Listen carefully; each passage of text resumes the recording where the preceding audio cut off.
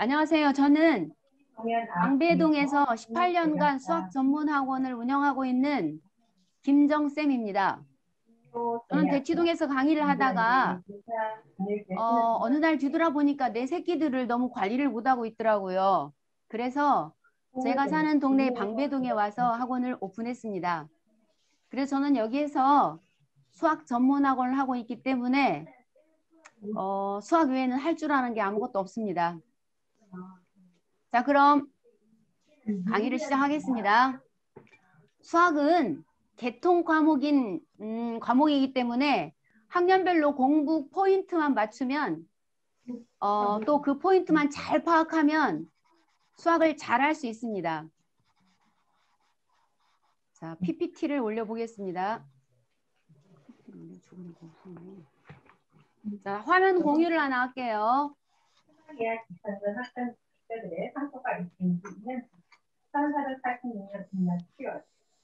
자, 보이시죠? 그리고 4년 뒤 세종은 세상을 떠났단다. 자, 초등 수학이 대학을 결정한다. 그 첫 번째 주제로 수학 1등은 만들어진다입니다. 어떻게 수학 1등이 만들어지는지 오늘 저희가 18년 동안 겪으면서 진행해 온 거에 대해서 이야기를 드려보겠습니다. 어머님들은 특히 아이들을 너무나 잘 알고 있어요. 자기 아이들은. 그리고 엄마 아빠가 우리 아이들을 잘 알고 있기 때문에 우리 아이들이 성장하면서 수학적인 감각이 있는지 없는지는 누구보다도 엄마 아빠가 최고 잘합니다. 그런데 수학적 감각이 약간 부족하다고 생각이 들거든 조금 먼저 시작하면 이깁니다. 예를 들어서 한 예를 하나 들어볼게요. 제가 우리 큰아이가 보행기 타던 시절 뭐 한 6개월, 7개월 뒤면 보행기를 타나요? 5개월? 보행기를 타는데요. 왼손을 못 올리는 거예요. 아니, 오른손을. 왼손만 가지고 노는 거예요. 그래서 겁이 팍 났어요. 왜냐면 저도 왼손으로 하다가 선생님들한테 손등 맞으면서 고쳤거든요. 그래서 겁이 팍 나서 아이에게 왼손을 내리게 하고 왼손을 묶어놨어요. 보행기에다. 그랬더니 오른손이 올라와서 가지고 놀더라고요. 그래서 여러분의 자녀도 약간 부족한 부분이 보이면 그 부분을 먼저 시작하면 이기는 거예요. 그럼에도 불구하고 엄마 아빠들은 유치원에 다니면서부터 옆집 아이랑 비교를 하기 시작하는 거예요. 비교는 저는 저희 학부모들이나 모든 사람들에게 비교는 우리 아이의 지난달과 이번 달을 비교하기를 항상 말씀을 드리고 있어요.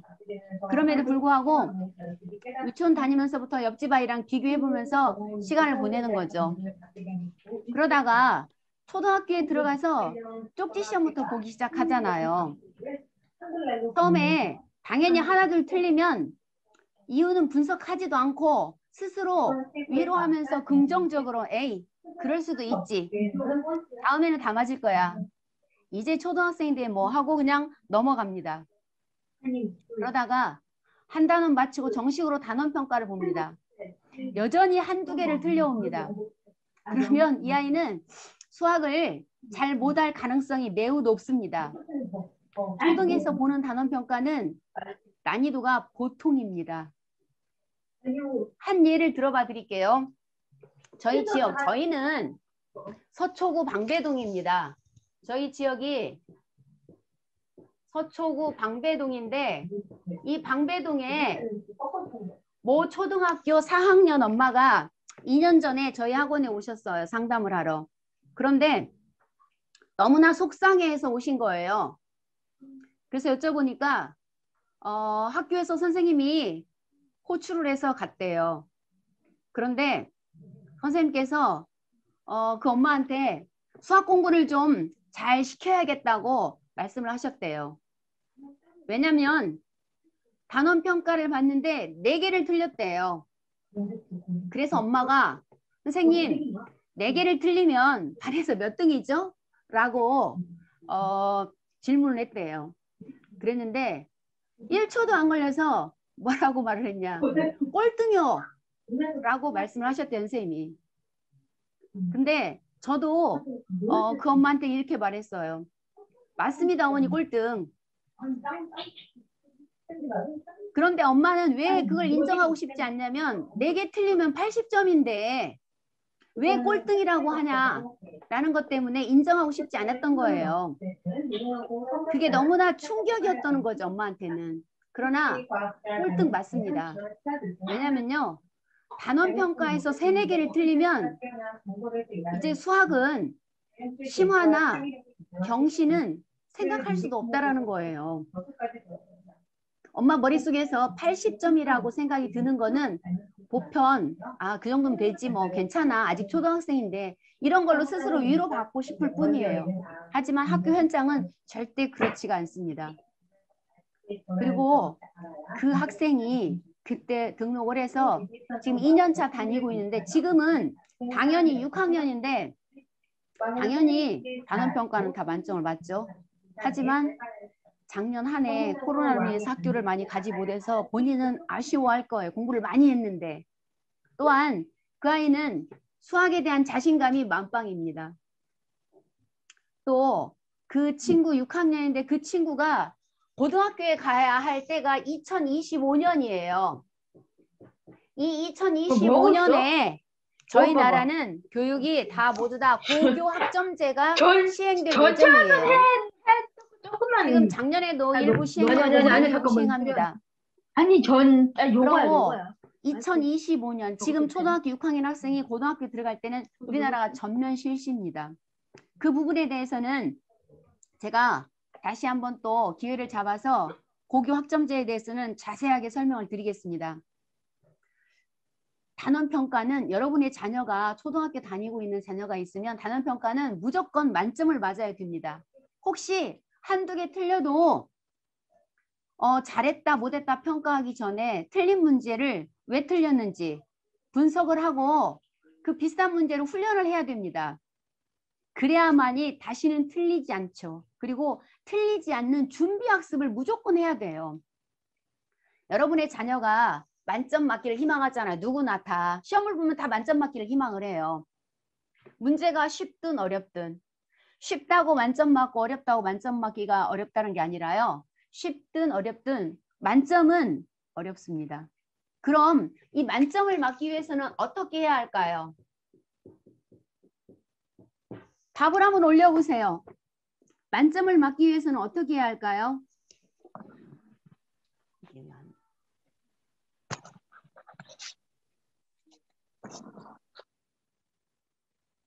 아무도 안 올려요? 다 만점 맞으시나요? 여러분의 자녀는? 자, 만점을 맞으려면 보세요. 만점을 맞으려면 어떻게 하면 만점을 맞을 수 있냐면요. 자, 제가 한번 써볼게요.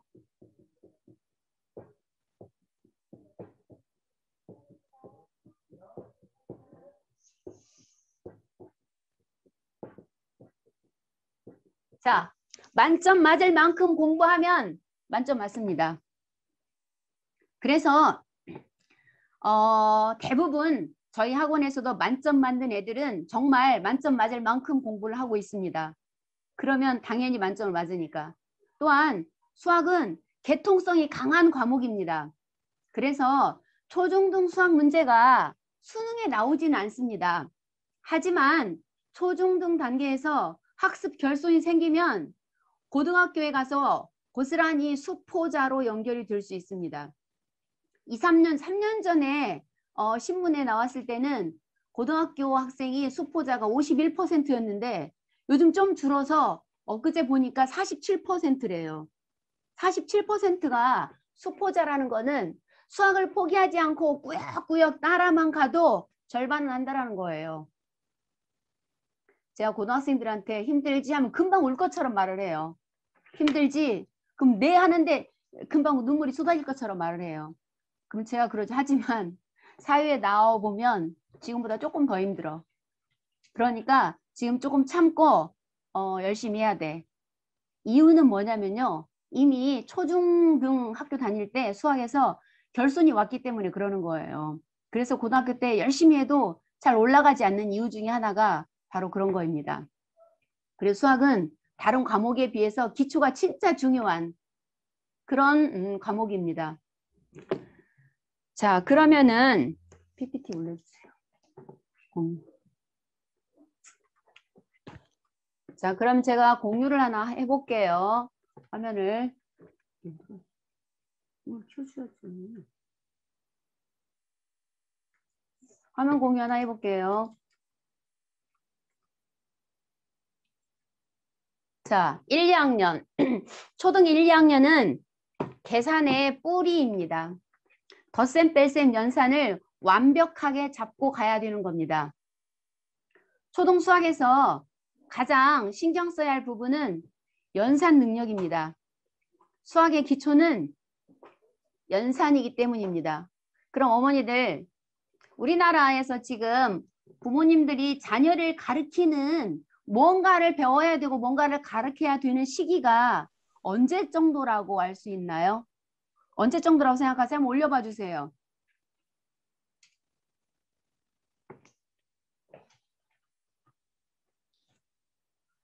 보도 자료에 보면은 33개월이래요. 그러면 4살이죠. 그때부터 아이들은 학습을 시키고 있다는 거예요. 그게 94.3%래요. 그만큼 어쨌든 가르쳐야 한다는 거는 맞다라는 거잖아요. 그죠? 그럼 가장 중요한 거는 이론적인 접근보다는 그 당시에는 아이들한테 알맞게 유연성을 가지고 잘 접근하면 된다고 봅니다. 그럼 초등학교 1, 2학년에 들어가서도 가장 중요한 거는 연산에서 완벽히 잡고 가자라는 겁니다. 국제적 우등생은 10살 전에 키워진다라는 책이 있어요. 전평국 박사님이 써놓은 글인데 거기에서 수, 연산, 도형 감각들 다 중요하지만 수학에서 가장 중요한 거는 수, 연산이라고 거기에도 써놨습니다. 그렇다고 우리 아이가 계산이 느리다라고 생각하고 시중에 있는 뭐 학습지를 계속 기계적인 알고리즘을 이용해서 계속 그거를 많이 시키면 되나? 저는 평생 수학만 해온 사람이라서 저는 결코 그거를 추천하지 않습니다. 이 연산은 기본적으로 어느 정도 갖춰지면 교과서 속에서 문제 풀면서 공부하면서 당연히 그거는 훈련이 되고 익혀지는 거기 때문에 굳이 뭐 구몬, 뭐죠 눈높이 이런 것들을 하면서 오늘 3장 해야 돼, 4장 해야 돼 라고 아이들하고 싸우면서 스트레스 줄 이유는 없다고 봅니다. 또 하나 매일 3장, 4장씩 약속이 되어 있는데 집안 행사 때문에 주말이 됐든 평일이 됐든 엄마 아빠가 아이를 데리고 가서 할 수 있는 시간이 없었는데도 불구하고 엄마 아빠는 너 어제 거 밀린 거 오늘 다 해야 돼. 이렇게 하는데 그러지 마시기 바랍니다. 그리고 그냥 그런 때는 과감하게 면제해 주세요. 그리고 추천하는 건 정말 연산이 필요하다 하면은 그냥 2장 이상은 시키지 마세요. 그걸 즐겁게 하는 아이는 거의 없으니까. 그리고 몰입 딱 해서 2장 주고 뭐 5분이든 10분이든 딱 시간 체크해서 그 시간에만 할 수 있게 하면 되는 겁니다. 제가 얼마 전에 저의 사촌 조카가 가까이에 사는데 거길 갔는데 유치원 다녀오면서 구구단을 외우면서 올라오고 있는 거예요. 그런데 그 아이의 엄마랑 옆에 같이 있던 사람들이 막 칭찬을 하기 시작해요. 대단하다. 어떻게 구구단을 벌써 7살이니 구구단을 다 외울 수가 있지? 근데 저는 그게 너무 슬펐어요. 그래서 그 아이한테 물었어요. 3일은 얼마야? 그랬더니 3일이에요. 그러다가 3, 4는 얼마야? 그랬더니 뒤돌아서서 3일은 3, 3일은 6, 3, 3은 9, 3, 4, 10이요. 이렇게 하는 거예요. 그래서 잘했어. 그리고 또 물었어요. 그러면은 3, 6은 얼마야? 그랬더니 또 처음부터 셀 거 아니에요? 그래서 제가 이렇게 물었어요. 3, 6에다가 3 곱하기 6에다 더하기 3을 하면 얼마야? 모르겠대요. 그래서 제가 또 이랬어요. 3 곱하기 3에다가 더하기 3을 하면 얼마야? 그것도 모르겠대요. 그러니까 유치원에서 구구단을 그냥 기계적으로 외우게 암기를 해준 거예요. 원리는 전혀 알 수도 없고. 그래서 덧셈과 뺄셈의 원리를 잘 알지 못한 상태에서 구구단을 가르치는 거는 저는 옳지 않다고 봅니다. 수학을 망치는 유치원입니다. 어른들이 그 수학으로 시작해야 할 그 아이의 하얀 도화지, 머릿속에 있는 하얀 도화지를 망가뜨리고 있는 거죠. 안타까운 현실이에요. 대부분의 지금 유치원에서 구구단들을 외우고 있어요. 지금 시대는 아는 게 힘이 아니라 알아내는 게 힘이에요. 알아내는 능력을 가지는 게 힘이고 또한 그래서 저는 그 아이가 올해 초등학교를 들어가는데 당연히 뭐 제가 끼고 가르칠 거니까 원리를 제대로 가르치고 알아내는 인지 능력으로 키워야겠죠. 하지만 이미 익숙해진 이 구구단을 다시 원리를 이해하면서 가기에는 시간이 좀 걸릴 거라고 봐요. 이해하는 쪽으로 가야 하니까. 다양한 퍼즐이나 게임 활동을 통해서 1, 2학년들은 반드시 계산 능력을 숙달할 필요가 있어요. 저희 학교 다닐 때는 주산학원이 있었어요. 저는 주산학원을 오래 다녔어요. 다니고 싶어서 다닌 게 아니라 엄마 아빠가 집에 오면 일 시키니까 그냥 거기 가서 공부를 하든 안 하든 거기 갔다 오면 늦게 들어오니까 일 안 시키니까 그게 좋아 다녔는데요. 저는 암산 시간만 되면은 선생님하고 트러블이 좀 있었어요. 선생님은 계속 저한테 뭐라고 하냐면 머릿속에다 주판을 그려넣어라. 그리고 내가 부르는 대로 놓아라 하는데 그게 잘 안 됐어요. 제 머릿속에서 계속 뭐가 되냐면 12 더하기 14는 이미 숫자로 27이 이미 머리에 들어오고 있는 거예요. 주판에 27 주판 하나를 놓는 게 아니라. 이렇게 어려운 게 뭐냐면요. 저도 위에 있는 오빠들한테 주판 배우기 전에 덧셈 뺄셈을 미리 배운 거예요. 그러다 보니까 그게 익숙해져서 안 되는 거예요. 가지고 2자리 더하기 2자리까지는 계속 다른 애들하고 비교해서 주판을 놓는 애들하고 비교해서 비슷하게 가는데 3자리 더하기 3자리는 도저히 따라갈 수가 없어요. 그래서 암산 시간 되면 저는 슬그머니 화장실을 간다거나 밖에 나갔다가 암산 시간 끝나면 들어와요. 재미없으니까. 그게 습관이라는 게 너무 중요한 거예요. 그래서 여러분의 자녀도 뇌 입력시키고 처리하는 그 발달이 있는 상황에서 절대 뭐라 그럴까 그 습관적으로 좋지 않은 거를 암기시키려고는 하지 마세요. 또한 넘어가 버렸네. 3, 4학년에서는 또 중요한 게 뭐냐면 자연수의 사칙 연산이에요. 자연수의 사칙 연산은 반드시 그 당시에 정복만 해놓으면 되는 거예요. 그럼 수학이 정상이 보일 거예요. 반드시. 이 시기에는 저는 애들한테 이렇게 말하고 있어요. 사칙 연산의 달인이 되라고. 사칙 연산의 달인이 되면 시간도 짧고 정확도도 높고 달인이 완벽한 것을 달인이라 하잖아요. 그래서 3, 4학년 애들한테는 수학의 달인이 되도록 하게 하는 거예요. 그런데 가장 중요한 게 3, 4학년이에요, 어머니. 그런데 이 3, 4학년 때 대부분 엄마들이 집에서 가르쳐요. 그리고 예를 들어서 뭐 주말 같은 때 아빠가 집에 있을 때 아이를 가르치다가 이제 티격태격 하면 아빠가 그러죠. 지금부터 벌써부터 그렇게 가르쳐야 돼? 라고 하죠. 근데 엄마는 이미 내 자식을 가르치면서 목소리는 자꾸 톤이 높아가고 아이는 눈물이 글썽글썽 해지고 이제 입을 딱 다물고 왜 알면서도 대답 못하고 엄마한테 야단 맞을까 봐. 그런데 그 모습을 지켜보는 아빠는 지금부터 벌써부터 그렇게 해야 돼? 라고 엄마한테 짜증을 내죠. 그럼 엄마는 또 뭐라고 그래요? 그냥 그래 내가 좀 뭐랄까 그런 것 같아? 라고 하면 돼요. 내 자식이라서 욕심이 들어서 그러나 봐 하면 되는데 절대 그렇게 못하죠. 그죠? 어떻게 해야 돼요? 어떻게 해요? 그러는 당신은 언제 아이를 붙잡고 가르쳐 봤어? 회식일이야 술 마시는 시간에 전략하고 집에 와서 아이를 끼고 한 번이나 가르쳐 봤어? 하고 이제 인격을 깎아내리기 시작하죠. 서로가. 한 수를 더 뜨죠. 엄마가. 그때 집안에 누가 있어요? 그 모습을 지켜보는 우리 아이가 있어요. 근데 이 아이는 그 모습을 지켜보면서 뭘 배우냐? 엄마 아빠가 하는 그 이야기를 그대로 배우고 있는 거예요. 인격 모독하는. 우리 사랑하는 엄마 아빠가 서로 헐뜯는 말, 헐뜯는 언어를 멈추는 것만으로도 굉장히 좋아져요, 아이는. 엄마 아빠가 헐뜯는 그 모습만 멈춰도 아이는 굉장히 좋아져요. 그리고 저도 자녀들을 가르쳐 봤지만 내 손으로 내 새끼 잘 못 가르쳐요. 그냥 일찌감치 그냥 잘하는 멘토를 만나게 해주는 게 제가 18년 동안 이 동네에서 가르쳐 보니까 그게 정답이에요. 그리고 이제 5, 6학년은 추상적, 논리적 사고력을 길러야 하는 시기인데 이 시기는 진짜 수학을 시작해야 할 시기입니다.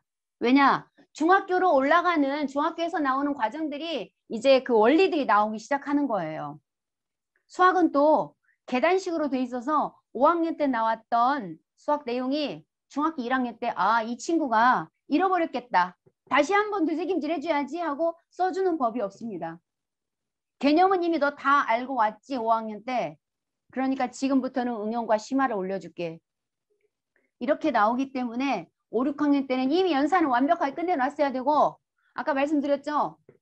계산의 달인이 돼야 되고 이제는 읽기 능력이 확실하게 탁월하게 올라와야 할 때예요. 그럼 그 읽기 능력은 어떻게 오냐? 많은 책을 읽으면서 좋아지는 거예요. 서울대학교가 왜 독서를 많이 한 사람을 원하느냐 하면은 많이 읽고 능력을 키운 아이들은 문제 해결력이 커지기 때문에 그래요. 그래서 이때는 독서도 많이 해야 되고 교과서의 중요한 내용들을 잘 읽으면서 그 능력을 키워야 할 때입니다. 아이들이 이때부터는 서술형이나 심화 문제들은 내용이 길어져요. 그러면은 영어처럼 끊어읽기가 있어야 돼요, 수학도. 또한 이 문제가 나에게 뭘 요구하는지를 정확하게 파악을 할 수 있는 능력도 생겨야 돼요. 그래서 예를 들어서 5학년에서 나온 약수와 배수들이 중학교 1학년에 가면 일단은 그대로 나와요. 소인수분해, 약수와 배수, 최소공배수, 최대공약수. 그 개념 원리는 절대 설명해 주질 않아요. 이미 앞에서 다 배웠다고 가정을 하기 때문에 바로 응용 심화로 가는 거죠. 그래서 초등학교 5, 6학년 때 심화 부분까지 잘 해놓아야 된다는 겁니다. 개념이 우리 교과에는 되게 날씬하게 나와 있어요. 저희는 그래서 모든 교재에다가 뚱뚱한 개념을 만들어야 돼요. 개념 뚱뚱이라고 저희들은 지어놓고 있는데 개념을 최대한 뚱뚱하게 만들어서 그 개념을 가지고 심화나 응용 문제를 해결을 해야 됩니다. 어머니들도 잘 아시다시피 아빠도 계시겠네 참. 최상위 수학이라는 거 아시죠? 자, 나는 최상위 수학을 안다 1번. 모른다 2번. 왜 안 올라와? 내 것만 안 올라와? 최상위 수학책을 아무도 모르세요? 모른다. 자, 최상위 수학은 수학 교재 중에 난이도가 있는 교재입니다. 그래서 그 중에 들어봤어요. 자, 그 중에 뒤에 부분은 심화 부분이에요. 절대 앞에 나와 있는 기본 개념으로는 풀 수가 없어요, 대부분. 그래서 그 부분을 풀 수 있게 하려면 개념 자체를 뒤에 문제를 풀 수 있는 개념을 쌓아줘야 되는 겁니다. 그래서 그 개념이 나오면 그 개념을 선생님들이 칠판에 기록해주면 학생들은 다 받아 적어야 돼요. 받아 적어서 그 개념을 본인들이 이해를 해야 뒤에 심화 있는 부분들을 읽을 수가 있어요. 자, 그리고 그때는 공식 위주보다는 개념을 정말 확실하게 알고 입으로도 말을 할 수 있어야 돼요. 함수가 뭐야? 함수가 뭐라는 거. 약수가 뭐야? 약수가 뭐라는 거. 배수가 뭐야? 배수가 뭐라는 거. 대략적으로는 다 알고 있지만 그것을 정확하게 인지를 해야 돼요. 수학은 약속 학문이에요. 약속. 이렇게 정했으니까 너 꼭 약속을 지켜줘야 돼. 몇 년 전에 고려대학교에 구술 면접에서 이게 나왔어요. 그것도 뭐 채점 때문에 굉장히 난해했었는데 집합의 정의를 말하시오. 집합이라는 걸 정확하게 토시 안 틀리게 정의를 정확하게 할 수 있는 학생들이 그리 많지 않아요. 그래서 일단은 그런 정의들을 정확히 알고 가는 게 가장 중요하고 그런 것들을 길러놓으면 심화 부분을 할 때 스스로 어깨가 으쓱해지는 거예요. 여러분의 자녀들이 어려운 문제를 풀면 어깨가 으쓱해지는 거예요. 여러분도 마찬가지잖아요. 어려운 걸 해결하고 나면 자랑하고 싶잖아요. 아이들도 똑같아요. 그래서 수학 실력이 향상이 되려면 기본 개념이 탄탄해지고 그 개념이 뚱뚱 개념이 돼야 돼요. 정말. 그래서 거기에서 심화 해결이 돼야만이 실력이 향상되는 거고 그러면서 1등이 만들어지는 거예요. 제가 2019년에 1년 동안 초등학교 4, 5, 6학년을 대상으로 주세요. 4, 5, 6학년 대상으로 독서를 했어요. 어떤 독서를 했냐면 수학 독서를 했어요. 수학 독서를 했는데 이렇게 수학자가 들려주는 수학 이야기라는 책이 1권부터 100권까지 있어요. 이 책을 가지고 일주일 동안 읽은 다음에 이렇게 본 것, 깨달은 것, 적용할 거. 어디서 들어보셨죠? 본깨적. 저도 2018년에 박형근 코치님으로부터 이렇게 본깨적을 배웠어요. 그리고 그 배운 걸 가지고 학생들한테 풀었죠. 그런데 아이들이 이렇게 책을 읽고 본깨적을 하고 여기에 따르는 몇 문제를 풀어보는 거예요. 자, 이렇게 예를 들어서 문제 해결의 전략. 폴리아가 들려주는 문제 해결의 전략 이야기 73번이네요. 그런데 이 책을 읽은 다음에 마인드맵으로 정리한 다음에 이렇게 문제를 풀어보는 거예요. 실은 이거 2번 문제 같은 경우는 중학교 내신 문제에 나오는 문제예요. 자, 이거를 주면서 여기에 사각형이 몇 개 만들어질 수 있나? 정사각형은 몇 개 만들어줄 수 있나? 이런 걸 처음엔 다 세어보지만 하다 보면 규칙성을 금방 찾아요. 그리고 그 규칙성을 이미 머릿속에다가 인지를 하고 이런 거 나오면 귀신같이 금방 잘해요. 이렇게 저는 이 책이 굉장히 좋은 책이라고 추천을 드리고 싶어요. 이렇게 이 친구가 읽고 이렇게 메모리를 한 거예요. 마인드맵으로. 문제를 해결하는 전략들이 나와 있다는 거죠. 그런데 2020년 코로나 때문에 이게 멈췄는데 제가 이제는 다시 이거를 부활시켜서 학생들과 다시 시작을 하려고 하고 있어요.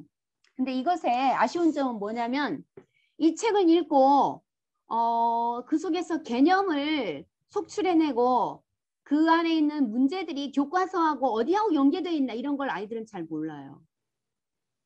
그리고 수학을 하지 않은 사람도 읽어도 잘 몰라요, 실은. 또한 거기에 합당한 문제 만드는 것도 쉽지는 않고. 그래서 이 부분을 가지고 애들하고 하면서 되게 좋았던 기억이 있고 그 이름이 뭐였냐면 미친 수학이었어요. 아니 미친 독서였어요. 미친 독서가 뭐냐면 미래를 여는 친구들이 모여서 독서하고 서로 나누는 모임이라고 했는데 그래서 미래를 여는 친구 친구들이 모여서 독서하고 서로 나누는 모임 그래서 미친 독서였어요. 근데 어느 날부터 그냥 크레이지 리딩으로 바뀌어버린 거예요. 그런 뜻이 아니었는데. 그래서 이런 경우는 중등 선행을 할 때는 정말 좋아요. 초등학교 4, 5, 6학년 아이들이 중등 선행을 시작할 때 이걸 먼저 하면서 교과에 접목시키면 전 너무 좋다고 봐요. 왜 이게 초등학교 때 가능하냐? 중등에서는 할 수가 없어요. 왜 초등 때 가능하냐면 시간적인 여유가 충분히 있어요. 중등에 가면 중간고사 보고 뒤돌아서서 좀 쉬려고 하면 기말고사 기다리고 있고 고등에 가면 더 말할 수도 없어요. 중간 끝나면 모의고사는 기말 끝나면 계속 시험이 뒤에서 기다리고 있어요. 그러지 않는 초등 때 정말 다양한 독서와 수학 심화는 필수라고 봐요. 그리고 또한 서초 강남의 학생들과 목동이나 교육특구, 우리나라의 교육특구에 있는 학생들과 겨뤄서 지지 않으려면 이렇게 꼭 해야 됩니다. 반드시. 그러면 제가 방법을 가르쳐 드렸잖아요. 이런 방법들을 실천하면 절대 그들과 경쟁을 해서 질 수가 없어요. 이길 수밖에 없어요. 지금 코로나로 인해서 여러분도 잘 알다시피 학력 차이가 양극화되고 있다 하잖아요. 그럴 수밖에 없어요. 학교에서 일단 테스트도 없죠 하니까 전부 다 공부 안 해도 되는구나. 그렇기 때문에 진짜 열심히 하는 애들은 더 많이 열심히 합니다. 시간이 많으니까. 아까 이 친구는 위에서 이 앞에 나왔던 그림에 나와 있던 그 여학생은 우리 중학교 1학년 여학생인데 이제 2학년 올라가죠. 근데 저 출근하는 시간에 맞춰서 걔는 나와요. 그리고 제 옆에서 항상 수학하고 있어요. 그 친구가 저희 학원에 4학년 때 왔었어요. 물론 5학년 때 전국대회 경시대회 나가고 대상을 탔는데 그 대상 타면서 상금을 받아서 정말 어깨가 으쓱해본 뒤로부터 수학에 지금 미쳐 살고 있어요. 꿈도 바뀌었어요. 꿈이 의사래요. 그래서 지난 2019년에 코로나가 없을 때 11월 달에 전국 경시대회가 있었어요. 거기에서 저희 학원 학생들이 호기심을 가지고 많이 출전을 했죠. 그런데 대부분 노력한 만큼 결과는 잘 나왔어요. 가장 치열했던 초등부 6학년에서 만점자